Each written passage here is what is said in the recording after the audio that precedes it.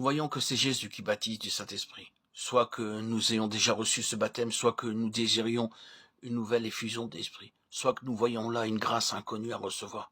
Tous, nous devons reconnaître que ce n'est qu'en communion avec Jésus que nous pouvons recevoir et conserver cette vie de l'esprit, la voir se renouveler en nous. Jésus a dit qu'il croit en moi, des fleuves d'eau vive couleront de lui. Jean 7, 38. Ce qu'il nous faut, c'est une foi vivante en la présence de Jésus en nous. Et alors, certainement, l'eau vive aura un libre cours. La foi est inhérente à la nouvelle nature. C'est par la foi qu'elle reçoit nourriture et breuvage céleste.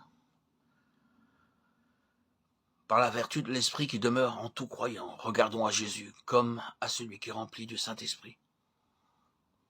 Attachons-nous à lui avec obéissance et amour, puisque c'est lui qui baptise. Mettons-nous en rapport avec lui. Servons-le.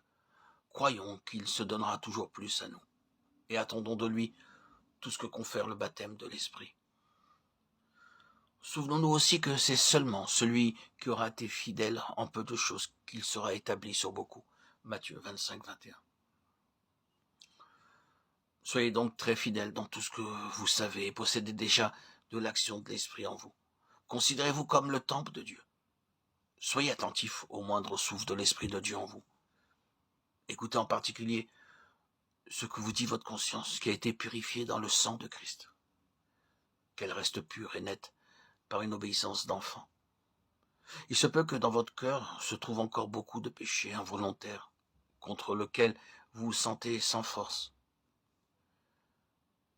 Humiliez-vous de cet état de corruption innée, accru encore de tous vos péchés volontaires. Que tout nouveau péché soit aussitôt placé sous le sang qui purifie. Quant aux actes qui dépendent de votre volonté, dites chaque jour au Seigneur, Jésus, que vous êtes prêt à faire tout ce que vous saurez lui être agréable. À chaque faute nouvelle, accueillez les reproches de votre conscience. Mais que cela ne vous empêche pas de retourner avec confiance à Dieu et de renouveler ce vœu. Je suis prêt à faire tout ce que Dieu voudra de moi. Demandez chaque matin à être guidé dans votre sentier et croyez que vous le serez. Soyez certain qu'alors la voix de l'Esprit se fera entendre à vous, que sa force se fera sentir. Pendant 3 ans, Jésus a préparé ses disciples à ce baptême. Et ce n'est qu'après cette école préparatoire que cette grâce leur fut accordée. Soyez-vous aussi son disciple obéissant et docile. Confiez-vous en lui. Et vous serez ainsi préparé à recevoir le baptême de l'Esprit.